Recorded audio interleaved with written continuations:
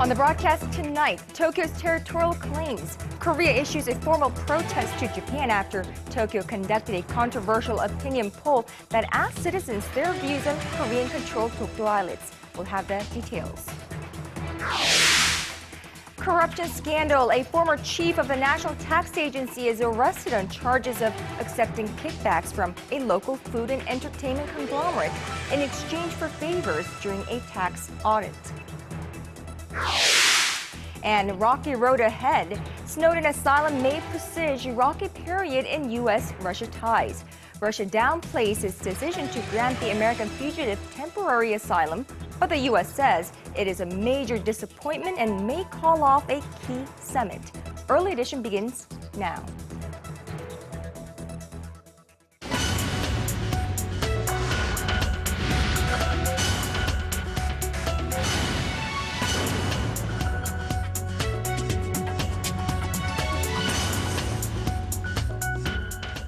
It is 5 a.m. in Washington, D.C., 10 in London, and 6 on a Friday evening here in Seoul. Welcome to Early Edition at 6. I'm Moon Gon-young. And I'm Daniel Che. Thank you for tuning in. Japan continuing to infuriate Korea with their flawed claims. That's our starting point for today. Seoul's foreign ministry has lodged a formal complaint against Tokyo a day after the Japanese government released the results of its first ever survey on how the Japanese people view the Dokdo islets. The ministry characterized Japan's claim as unjustified and warned that it will ultimately affect the harmony in Northeast Asia. Our foreign affairs correspondent Hwang Sung-hee starts us off. Korea lashed out at Japan on Friday for conducting its first public opinion poll on the Korea-controlled Dokdo islets and urged Tokyo to drop all unjustified claims to the islets. Seoul's foreign ministry summoned Japan's political affairs minister to South Korea to lodge an official complaint against Tokyo's renewed claim to Dokdo. The ministry's actions come just a day after the Japanese government released the results of the survey, which shows that 6 in 10 Japanese people regard Dokdo, known as Takeshima in Japan, as their territory in terms of history and international law. Our government sternly protests Japan's renewed provocative actions taken under the guise of a public survey on our territory Dokdo, which belongs to South Korea in terms of history, geography, and international law.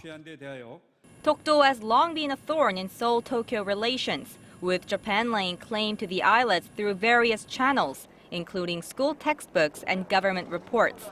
The controversial survey is the latest in a string of historically insensitive remarks made by Japan.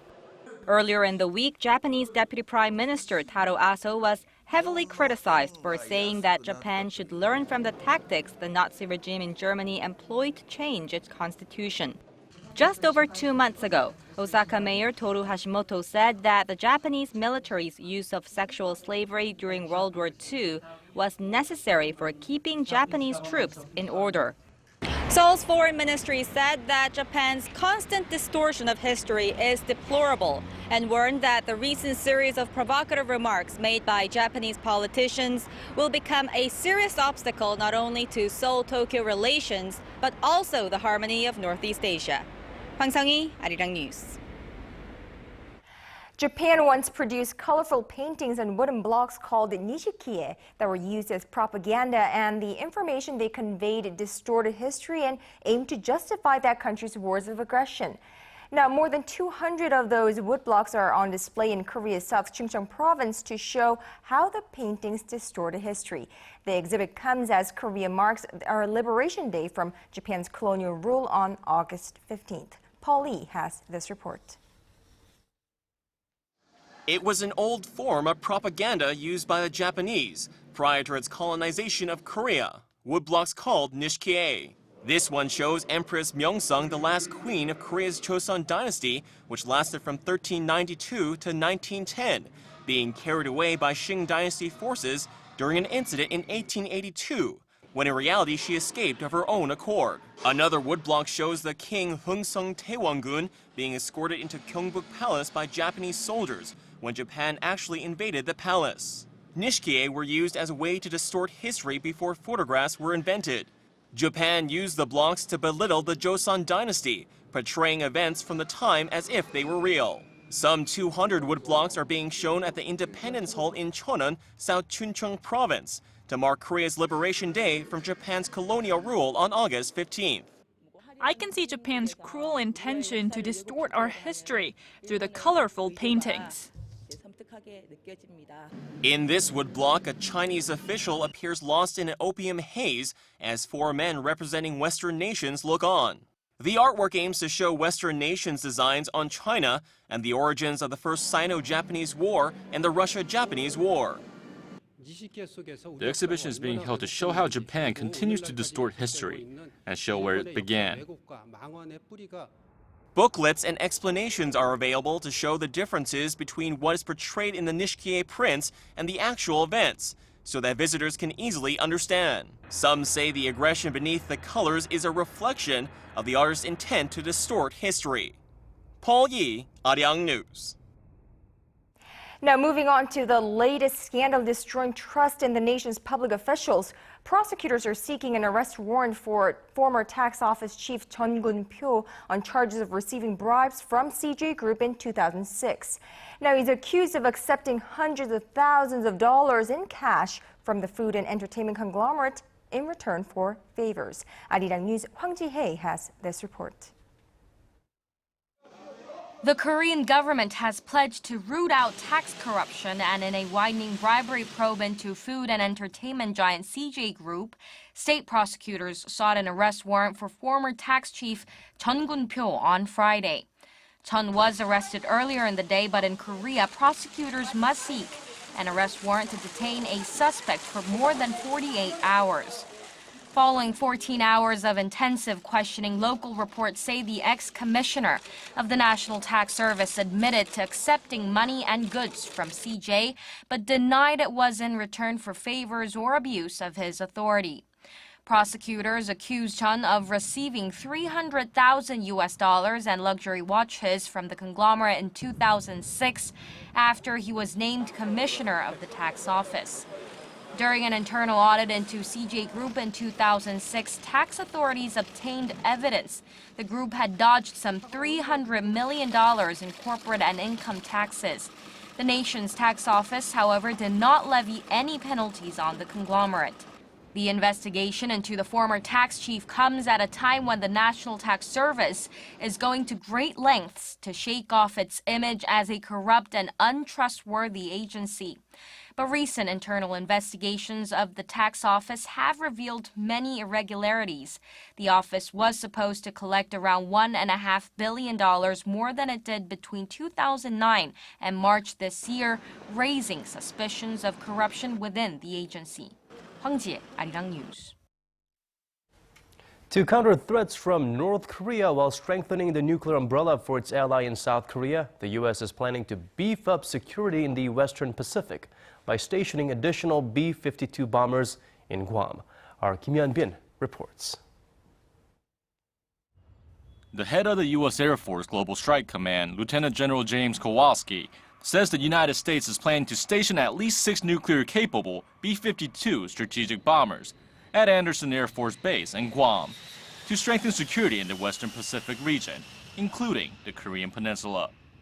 Speaking at a National Defense Industrial Association seminar in Washington on Wednesday, Kowalski also said the deployment of the B-52 bombers is part of the U.S. Air Force's Continuous Bomber Presence program, and the 6 bombers will be rotated every 6 months. The bombers will be on standby at Andersen, which is a key strategic point in the Western Pacific. The base is one of the 4 forward deployment strategic bases in the Air Force, and is in charge of the Western Pacific, including the Korean Peninsula. The B-52 is a strategic bomber that can carry nuclear bombs, precision-guided munitions, and conventional bombs. Kim Hyun-bin, Arirang News. A message from a senior U.S. official to North Korea during a meeting with leaders of the Korean American community at the White House. Old tricks won't work anymore. Our Hyundai has more on Washington's latest remarks against Pyongyang. North Korea's tried and tested strategy of coming between South Korea and the U.S. to get what it wants won't work anymore. This was the message from Sidney Seiler, the Korea policy chief at the U.S. National Security Council. During a meeting at the White House with a group of Korean-American community leaders Thursday, Seiler said Seoul and Washington have built close and transparent ties over the last 4 years through the Lee Myung-bak and Park Geun-hye administrations, adding the two countries' strong alliance means Pyongyang's attempts to disrupt the relationship won't work. He also warned the reclusive state to be aware of that if it wants further negotiations with the U.S. Seiler also pointed out that inter-Korean relations will not improve without the North's efforts to denuclearize. And likewise, the official said it's hard to imagine an improvement in Washington-Pyongyang relations or progress toward peace talks, while North Korea continues to refuse to talk about the shuttered inter-Korean Kaesong industrial complex. He added the U.S. is also in close talks with China and Russia over North Korea's nuclear issue. The U.S. official pointed out that following Pyongyang's series of provocative acts in recent months, the consensus is widening among members of the international community, including the six-party members, that the North's nuclear program should not be tolerated. Hyundai, Arirang News. Hyundai Group chairwoman Hyun Jung-eun will visit Mount Kumgang in North Korea this Saturday to attend a memorial service marking the 10th anniversary of the death of her late husband Chung Mong-hun, the former Hyundai Group chairman. According to Seoul-based Yonhap News Agency, a unification ministry official said that Hyundai Asan filed an application for a visit of 38 officials. The list includes Hyun and Hyundai Asan executives. The government approved the request as the event is a private memorial service that's held every year. The official went on to say the day-long visit will be limited to the memorial service and added the government is not planning to send any kind of political messages with the delegation. Hyun will cross the inter-Korean border at 9:40 a.m. on Saturday and return to the south at 4 p.m. that same day. The second round of talks on a trilateral trade pact between Korea, China, and Japan wrapped up in Shanghai on this Friday. Korea's trade ministry said that the three countries had constructive discussions on the scope of the negotiations and ways to lower import tariffs. Now, the ministry added that the four-day talks included working group meetings on products and services. If and when the trilateral trade pact goes into effect, it will create the world's third largest economic bloc, accounting for 1/5 of global output. The third round of negotiations will take place in Japan sometime around November.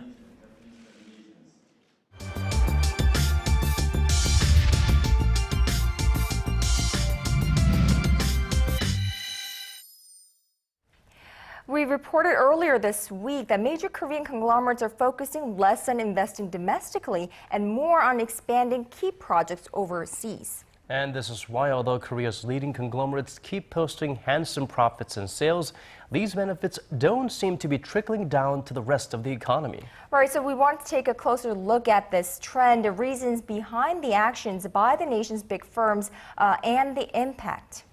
To help us with that, we're joined now live in the studio by Dr. Yang Jun-seok, a professor of economics at the Catholic University of Korea. Dr. Yang, thank you for joining us. Thank you for having me.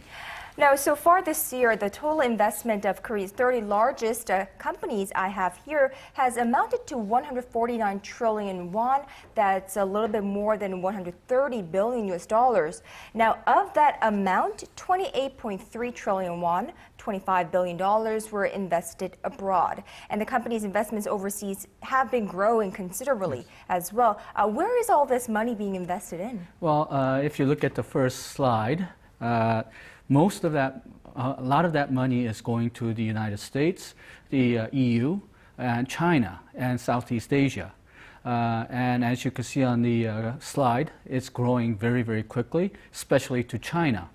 Now, one thing I do want to remark is that there are major trading partners. So if you look at the second slide, what that second slide shows is the proportion of Korean trade going to these various regions, and then the proportion of overseas investment, I should say direct investment, that's going into these regions. And you'll see that while they're not exactly the same, they're roughly similar. So the money is going where we're trading with. Now, if you look at the third slide, you'll see that, well, we're worried about all the manufacturing jobs going abroad, but only about a third of the total investment is in manufacturing area. You'll see that actually 29% is going for mining, and actually the biggest chunk of that is going into services. Okay, so what are some of the chunky reasons why the Korean conglomerates are focusing on overseas investment rather than domestic ones these days? Well, the biggest reason is that Korea is right now in a recession. And usually when you invest, you want to see some profits. And they don't see an opportunity to make profits in their existing lines of businesses in Korea. That's perhaps why they want to expand it to other lines of businesses, but then that has met a lot of domestic Korean resistance. So that is part of the reason why they're concentrating on the investment abroad. Also, there's actually three reasons why a company may invest abroad. The first reason is if they want to export a lot, they need to set up things like distribution services and export after-care services. So you need investment for that. Sometimes if a country has trade barriers, then we may decide to have an assembly plant in that country and send them parts to manufacture there to get around that trade barriers. And finally, intermediate parts, raw materials. It may be cheaper for Korean firms to build factories abroad and get those parts from abroad. This is what Apple does, by the way. And you'll see that Apple makes a lot of profits. It allows Korea to maintain high value-added jobs, but it sort of exports the low value-added jobs, so Korean companies can maintain price competitiveness in the global market, which is very competitive right now. But you know, Professor Yang, now from a Korean point of view, the growth in overseas investment might be a little bit disappointing, because if that much of the money were invested here in the nation, it would create more jobs leading to domestic consumption and then higher growth. So there are downsides to this increase in overseas investments. Well, first of all, the downside is not as big as what a lot of people think, because as I mentioned, in order for us to export, you sometimes need to make trade investments abroad anyway. And if you want to export services, then we also have to, in a lot of cases, invest abroad, because, well, if you want to provide, say, banking services, you actually need to have a bank in that country. So you do require investment to export. But also, I think what's troubling a lot of people is that we're sort of sending the low value-added jobs abroad to maintain Korean competitiveness and to keep higher value-added jobs here.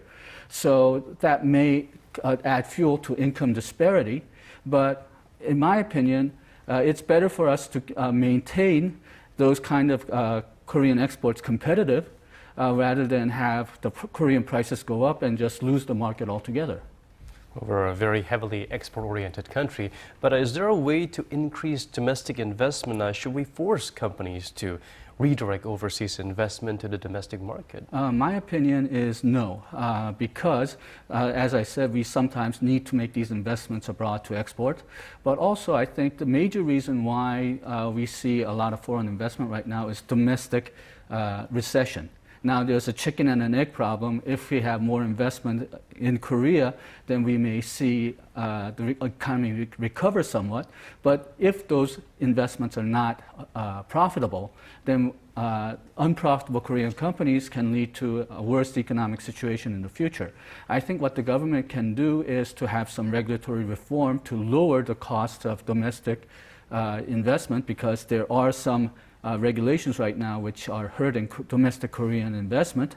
And also, in the long term, we have to gear ourselves toward trying to maintain higher value-added jobs, because the lower value-added jobs are probably not going to come back.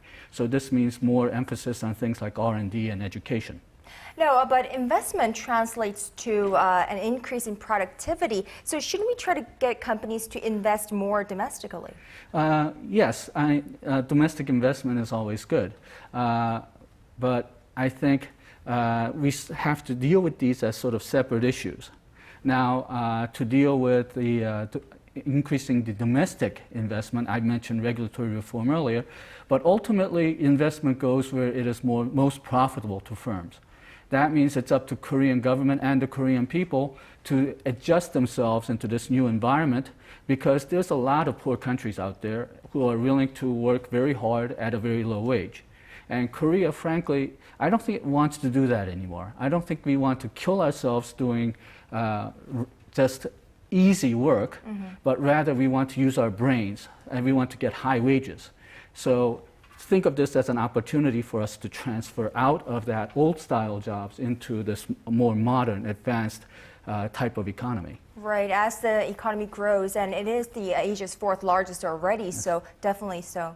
Well, hopefully we won't ditch all of the other jobs that we think we could just afford to throw away to overseas employees. What would you say to those who think that investment going overseas and foreign investment coming in is bad?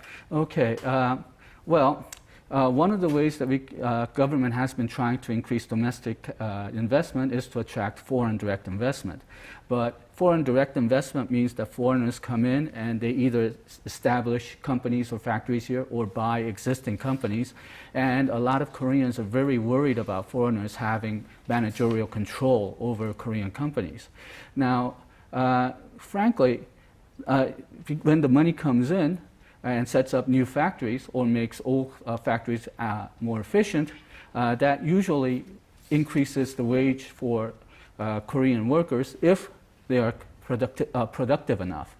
So we actually should be encouraging more foreign direct investment, but people are very nervous because foreigners are seems to be taking over Korean companies. We fear the unknown, yes. and we of course want to stick with what we have seen before. But it's the same principle whether the owner is a foreign company or a Korean company. They want to make money. That's why they make investments. Right, and the public sentiment seems to be if foreigners come in and invest in stock market, it's okay. But if they're here to take over their managerial, I guess, positions, that's bad, which is not the case. You're saying. It's actually somewhat opposite. When foreigners invest in domestic stock market, they can always take it out very quickly. So in a lot of countries, that kind of hot money coming in and going out very quickly has caused financial crisis, or at the very least, very volatile exchange rates. Whereas the foreign direct investment, because they're coming in and establishing factories, they're here for years or even decades. So we should actually be more worried about foreigners coming into the stock market than coming in for foreign direct investment. Okay, thank you for enlightening us with all those very important facts and data. Dr. Yang Jun-suk, Professor of Economics at Catholic University of Korea. Do come back again soon. Thank you for having me.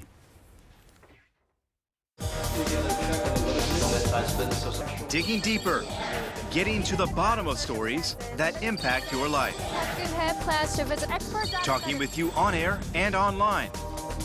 Connecting you with heroes and experts to help you understand the world's most pressing issues. News and current affairs at its best with Moon Gun-young and Daniel Che on Early Edition at 6. Now shifting gears to the economy, Korean import prices rose by 2 points. Russia has offered at least a temporary home to Edward Snowden, the former CIA worker wanted by the U.S. for leaking its secret surveillance programs. That means a ticket out of the transit area of a Moscow airport where he has been living for weeks now. Washington is less than impressed with Moscow's decision. Kim Young-gil reports. He is one of the most wanted men in the world, but for the next 12 months at least, Edward Snowden has legal permission to live and possibly even work in Russia. With a permit, he is safely out of the reach of American prosecutors and ends more than a month of legal limbo at Moscow's main airport. Unsurprisingly, Moscow's decision has infuriated Washington. We are extremely disappointed that the Russian government would take this step despite our very clear and lawful requests in public and in private to have Mr. Snowden expelled to the United States to face the charges against him. A spokesperson for the Kremlin said Thursday that the decision was not made by President Vladimir Putin but by Russian immigration officials. Snowden's father thanked Russia for granting his son temporary asylum. I am again thankful to the Russian people, President Vladimir Putin and Anatoly Kucherena for the courage, the strength, the humanity that they have demonstrated in what I believe is this noble action of protecting my son and keeping him safe. Snowden's father said he plans to visit his son in Russian capital soon. Edward Snowden was not caught on camera leaving the airport Thursday, but his lawyer said he left by himself in a regular taxi. Extremely disappointed by the news, Washington says it will reconsider an upcoming summit between U.S. President Barack Obama and Russian President Vladimir Putin in September. 심영균, Arirang News.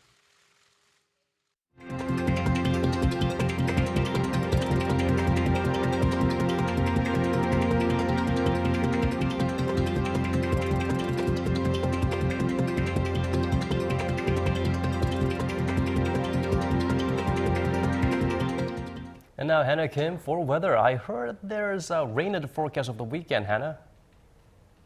Thanks, Dan. This monsoon season seems never ending, and we have more rain until early next week, mostly in the central provinces. Right, so we're going to have those umbrellas ready for us, but how much of rain are we expecting? As of now, we expect about 20 to 70 millimeters of rainfall in the South Gyeonggi and Gangwon provinces. And meanwhile, in the North Jeolla and North Gyeongsang provinces, we expect about 10 to 50 millimeters. The storm will also be accompanied by thunder and lightning, so if you are on vacation, please avoid going into the water for the time being. Unfortunately, we expect more rain tomorrow, but it will only be in the inland regions. If we take a closer look at tomorrow's forecast, our sky conditions don't look too bright either. It looks like we're going to have cloudy skies and a heat wave in the south. Seoul will start off the morning at 25 and reach 31 in the afternoon, while the cities in the south like Daegu and Gwangju peak at 34 and 33 degrees respectively. Down on Jeju Island, we have mostly cloudy skies and our highs will hit 33. Daejeon will have scattered showers, while Dokdo tops out relatively cooler in the mid-20s. Well, that's all I have for you today. I'm Hannah Kim, and back to you guys. And that's all from us. Thank you for watching. We hope to see you right back here same time Monday evening. Good night.